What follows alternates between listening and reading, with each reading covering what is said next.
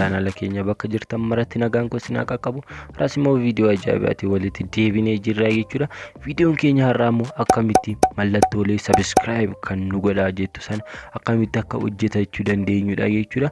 Viidiyoota baay'ee isaa Telegram channel kiyya irra isiniif kaa'etan jira jechuudha. Linkii isaa commentii jalqaba irra isiniif karaa sana seentanii subscribe na godhaa mallattoo jettu sana buufachuu ni dandeessu jechuudha. Achirra isiniif kaa'etan jira. Akkamittiin akka hojjetan immoo simple xiqqeessitan KineMaster'dhaan isinitti agarsiisa. Sinan gadhumaa tasuma afaan ta'an isiniin jedha. Gara barnootaatti otoo hin deemin dura kanneen YouTube channel keenya faaraa taatan subscribe gochuun gara maatii keenyaatti dabalamuu hin dagatiin isiniif jenna. Mallattoo bilbilaa bukkeetti dhuftu tuquun ol kan jedhudha kaawwachuun viidiyoo hundi akka isin qaqqabu taasifachuu ni dandeessu jechuudha. Yaada gaaffiif qiiqa yoo qabdan immoo comment irratti nuuf barreessaa isiniin jenna. Viidiyoo kana immoo laayikii xiqqootiin eegalla. Amma gara viidiyoo keenyaatti. Tolega appii KineMaster'ii qabaachuun dirqama jechuudha. Kana dura viidiyoo baay'ee irratti waa'ee appii kana dubbadheetan jira. Linkii isaallee viidiyoo sana description jala isiniif kaa'a. Karaa sana viidiyoo sana ilaaltanii viidiyoo sana irraa argachuu ni dandeessu jechuudha. Seenne waliin ilaalla. Akkuma beekamu yeroo tuqxanii seentan fuula kana qabatee isiniif dhiyaata jechuudha. Yeroo akkanattiin qabatee isiniif dhiyaate kunoo mallattoo jidduutti argamtu kanarra ni tuqxu jechuudha. See tokkoof erga ishii tuqxaniin booda 16:9 kana ni filattu jechuudha. Erga ishii filattaniin booda kunoo background kan jedhu kana irraa kalarii barbaadan ni filattu jechuudha. An kalara ammaaf kalarii magariisadha waan ta'eef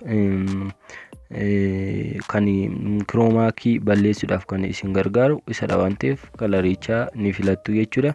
Kunoo erga tuqxanii fiddaniin booda kunoo ishii kanarraa gara kalarii magariisaatti ni deebifattu jechuudha. Kunoo akkanattiin gara kalarii magariisaatti yeroo deebifattan booda suura yookaan loogoo keessanitti ni fidattu jechuudha. Loogoo channel keessanii an loogoo channel kootiin itti fidadha jechuudha.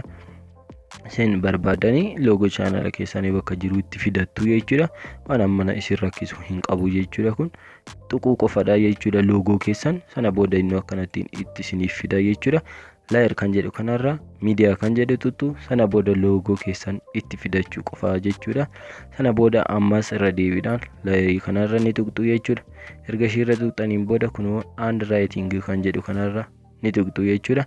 Sana booda irra ishii irra tuqxaniin booda kunoo asirraa diimaa irra ni kaawwattu. Diimaa irra erga kaawwattanii right ni gootu jechuudha. Kunoo asirraa right ni tuttu. Sana booda kunoo asirraa sheepiiwwan garaagaraa ni filattu. Asirraa giingoo filattu jechuudha. Erga filattaniin booda kunoo asirraa akkas gootu jechuudha. Kunoo akkas gootu xiqqoon qal'ate waan ta'eef furdisuu qabna. Furdisuudhaaf immoo wantoonni animeeshinii isaa furdisuudhaaf kan isin gargaaru kunoo ishii kana jechuudha. Guddisuu qal'isuudhaaf kan isin gargaaru jechuudha. Isaan kana jechuudha. Kunoo kanattiin ni miidhagdi jechuudha. Kunoo kanattiin baay'isee gaariidha. Kunoo akkanattiin erga hojjedheen booda writing godhadha jechuudha. Sana booda irruma tuqeetan nan soroorfadha jechuudha. Nan soroorfadha.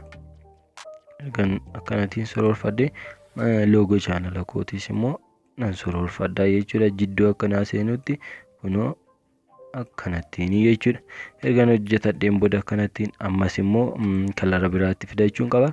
Layer kanarra handwriting kan jedhu kanarra an tuqaa. Sana booda asirraa kunoo ishii kalarii kanarra gara adiitti jijjiirradha jechuudha.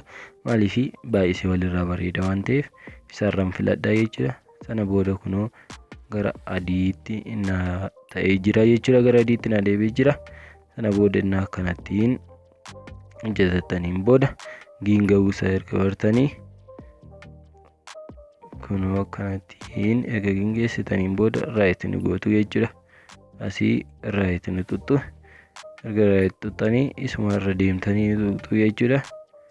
Kunoo asirraa kalarii isaa irra ni tuqxu. Sana booda ni soroorfattu jechuudha. Isaasi dirqama waan ta'eef ni xiqqeessitu. Maaliif akka walirraa waan ta'utti akka walirraa daran miidhaguutti jechuudha. Kunoo akkanattiin erga hojjetattaniin booda diimaa irra aansitu jechuudha. Maaliif daran akka bareeduuf jechuudha kan isin gargaaru. Daran caala akka bareeduuf isin gargaara jechuudha. Kanaaf immoo diimaa irraa aansuun dirqama jechuudha. Kunoo kanarra ni tuqxu mallattoo tuqsadee dalgee kana sana booda kunoo ishii kanarra isa tokko ni tuqxu irratti isiniif ba'a jechuudha. Innu kanatti erga irratti isiniif ba'een booda walakkaarra ni kaawwattu right ni gootu sana booda duubatti ni deebitu jechuudha. Tole sana booda layer kan jedhu kanarra miidiyaa irra ni dhuftu jechuudha. Erga miidiyaa irra dhuftaniin booda anu linkii isaa komentii irra isiniif kaa'aa jedheera. Achirra erga buufattaniin booda itti ni fidattu jechuudha. Kunoo anammaaf kunoo kanan barbaada jechuudha. Kunoo isa kana sana booda gadiin siqaa ergan siqee kiroomaa kii kan jedhu kanarra tuqa sana booda irra naaf balleessaa jechuudha.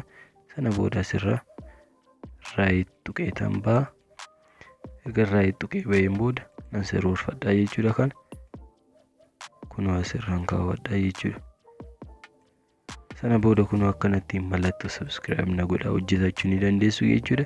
Haala ajaa'iba ta'eetiin ni miidhagdi jechuudha. Kunoo bifa kanaatiin akkanattiin hojjetachuu dandeessu jechuudha. Baay'ee isaa linkii isaa komentii jalqabaa irra isiniif kaa'aa jedheera. Haala ajaa'iba ta'e akkatti hojjetachuu ni dandeessu. Viidiyoo ajaa'iba ta'eetiin hanga walitti deebinutti nagaan naaf ta'a.